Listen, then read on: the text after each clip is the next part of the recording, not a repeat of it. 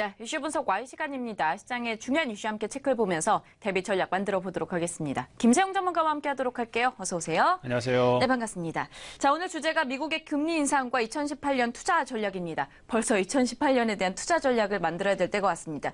일단 이슈부터 분석을 해보도록 할게요. FOMC가 열리가 되는데 어쨌든 미국의 기준금리 인상에 대해서는 어쨌든 다들 예상을 하고 있는 것 같은 얘기인 것 같습니다.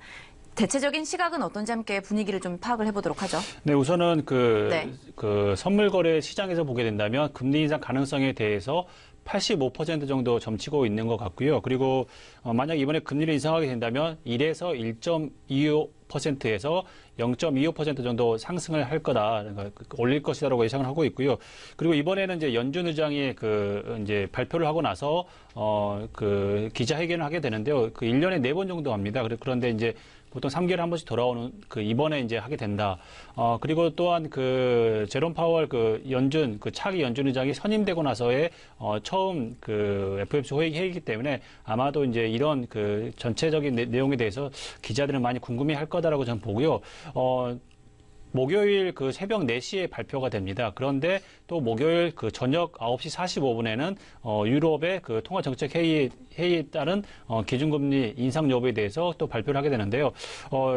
유럽 쪽 같은 경우는 아마도 이제 동결 가능성이 크다라고 보고 있는데 ECB에서 향후에 2020년까지 물가 목표치가 2%인데 이 부분을 달성할 수 있는 여부 그리고 이제 그거에 대한 시장의 관심들이 큰데요. 아마도 이 부분이 어떻게 나오느냐에 따라서 ECB의 내년에 금리 부분을 점칠 수 있지 않을까라고 봐서 아마도 시장은 내년에 ECB의 통화정책회의에 대해서 더 관심을 가지지 않을까라고 생각이 들고요.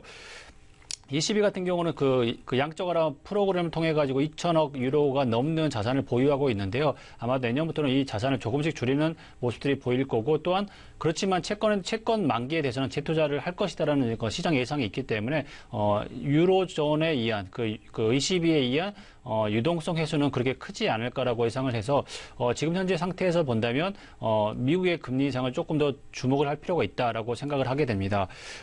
그래서 이제 원달러 환율 같은 경우를 보게 된다면 오늘 같은 경우는 0.1% 정도 상승해서 1,091.2원이 정도 되는데요. 지금 현재 모습들이 1,090원대가 안착하는 모습입니다. 최근에 외국인들 같은 경우 보게 되면 이렇게 환율이 크게 좀 떨어지는 모습들이 보였었는데, 이렇게 떨어지는 모습 때문에 11월 달 같은 경우는 2조 원이 넘는 주식을 샀지만 최근에는 환율이 이렇게 12월 달에 들어서는 환율이 좀 오르는 모습들이 있어서 지금 현재 주식을 판다라고 예상을 할 수가 있고요. 그리고 또한 저번 달 29일 같은 경우를 보게 된다면 2년 5개월 만에 가장 최저치 환율이 떨어졌습니다. 최근에 이렇게 환율이 많이 떨어진 이유는 대외적으로는 달러 약세지만 대내적으로는 국내 기업 실적 개선에 대한 기대감이 많이 있다라고 봐서 전체적인 미국 금리 인상이 전 세계 유럽이나 그리고 또한 우리나라까지 영향을 크게 미치고 있다라고 볼 수가 있습니다. 네, 그렇다면 이제 전반적으로 좀 흐름을 살펴볼 필요가 있을 것 같은데, 최근에 외국인들의 흐름을 우리가 좀 주력해 봐야 될 것 같아요. 어떻게 보면 연말에 이제 산타랠리에 대한 주력의 포인트로 우리가 기대해 볼 만했었는데 요즘 매도세가 좀 강하게 나타나고 있습니다. 어떻게 봐야 될까요? 제가 우선 생각할 때는 외국인들이 지금을 팔고 있는 이유는 두 가지로 볼 수가 있는데요.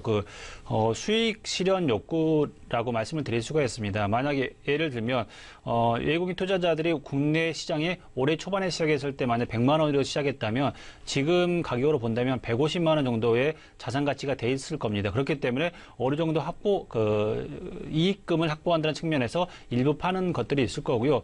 그리고 또한 이제 트럼프의 세제 개편안이 내년에 이제 연내나 내년 정도가 아마 통과될 가능성이 큰데, 이게 통과하게 된다면 시장의 방향성이 어디 쪽으로 흘러갈지에 대한 부분이 명확하지가 않다는 겁니다. 단기적으로는 달러 강세로 전환이 될 수 있겠지만 중장기적으로 보면 감세 정책으로 인한 재정 적자가 심화가 됨으로써 달러 약세를 야기할 수 있는 부분도 있기 때문에 작년에 트럼프 대통령의 당선 이후에 달러가 강하게 올라갔던 모습들이 있었는데 최근까지 본다면 그때 이후 대비해 보면 한 10% 정도 달러 달러가 약세가 됐던 부분이 있기 때문에 시장의 전문가들은 이 부분이 어떻게 시장이 흘러갈지에 대한 부분을 걱정하는 부분이 있다라고 봐서 지금은 이제 트럼프의 세제 개편안이 어떻게 통과되느냐 부분이 가장 중요할 듯 싶습니다. 그래서 본다면 세제 개편안 내용을 보게 된다면 이미 상원은 통과했고요. 그래서 이제 상원과 하원이 상원 하원 그 합동위원회를 거쳐서 절충안이 나오게 됩니다. 그렇게 돼서 절충안이 나오게 되면서 이제 주요 쟁점이 이제 있는데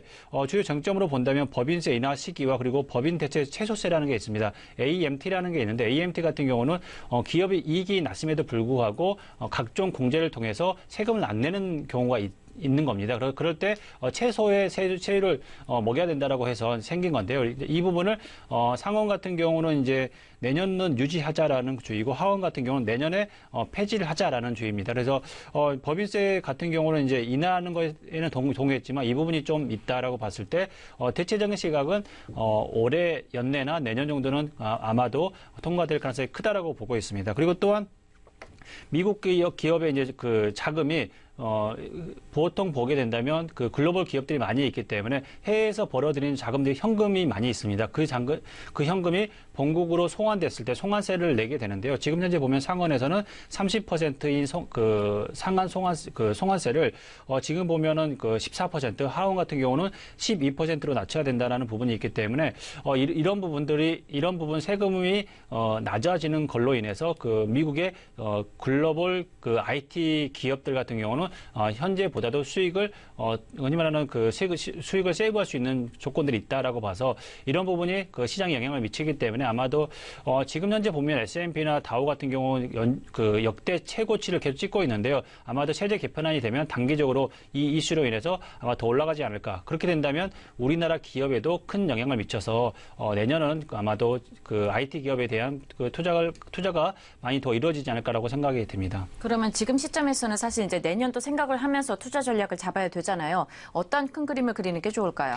우선은 본다면 이제 그 외국인들 같은 경우 보게 되면 프로그램 매매에서 본다면 코스피 같은 경우는 팔게 되는데 코스닥을 그 한 1,000억 정도 샀습니다. 이 부분을 좀 눈여겨 볼 필요가 있는데요. 내년 같은 경우는 정부에서도 그렇고 중소기업 벤처부라는 그 신설 부처가 생겼고요. 장관도 임명이 됐고요. 그리고 또한 내년부터는 이런 중소기업 벤처에 대한 중소기업이나 벤처기업에 대한 흔히 말하는 그 지원들이 올해보다는 더 많지 않을까라고 생각이 들고요. 그리고 또한 국민연금 그 관리공단 이사장은 이미 이제 그 내정이 됐고요. 그리고 또한 이제 그 기금운용본부장은 아마 내년 1월부터 이제 차기 운용본부장이 그 선임이 될 텐데 아마도 이제 국민연금이나 연기금들도 그 흔히 말하는 그 주식시장 비율을 높일 것이다. 특히 코스피보다는 코스닥의 비율을 높일 가능성이 크기 때문에 아마도 이제 외국인들은 이런 부분을 좀 염두에 뒀다라고 볼 수가 있고요. 기관 투자자들이나 이제 보통 이제 순환매 장세가 이어졌을 때 최근에 많이 올랐던 코스피보다는 조금 더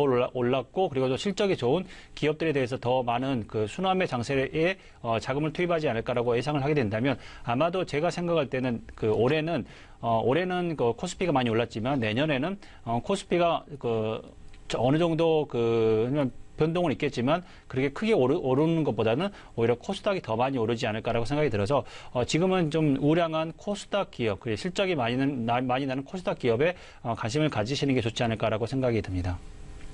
네, 이렇게 해가지고 코스닥 시장에 조금 더 주력하면 좋겠다라는 정리 말씀을 해주셨는데요. 이 부분 참고하시면서 시장에 대응해 보시면 좋을 것 같고요. 이슈 분석 Y 시간이었습니다. 김세용 전문가와 함께했습니다. 오늘 말씀 고맙습니다.